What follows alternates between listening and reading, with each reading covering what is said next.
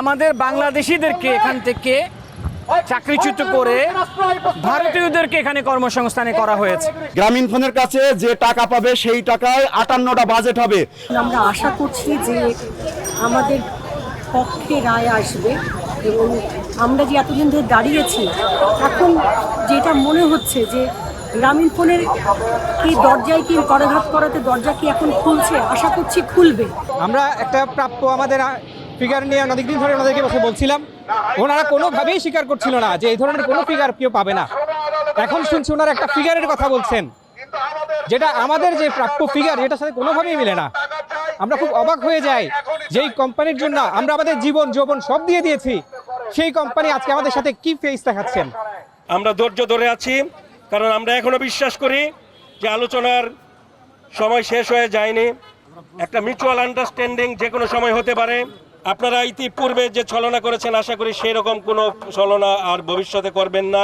সরকারি কোনো সংস্থা বা কোনো প্রতিষ্ঠানে আমাদের এই বিষয়গুলো আমরা জানাচ্ছি, আমরা অনেকটা গুছিয়ে আসছি, সেখানে দেখা যাচ্ছে তারা ডাইরেক্টলি ঘুষ দিয়ে এটাকে তারা ম্যানেজ করে নিচ্ছে। আমাদের আন্দোলনটা ততদিন পর্যন্ত চলবে, ম্যানেজমেন্ট জানে, যতদিন পর্যন্ত আমাদের সাথে আলোচনায় না বসবে বা আমাদের সমস্যাটা সমাধান না হবে। আমরা চাই যে ওনারা দ্রুত এটা সমস্যা সমাধান করবে, যাতে ওনাদেরও লাভ আমাদেরও লাভ, সময় নষ্ট হচ্ছে না, অর্থের অপচয় হচ্ছে না, সবকিছু থেকেই বেঁচে যাচ্ছে। কিন্তু এই প্রতিষ্ঠানকে আজকে আমরা এত বড় করেছি।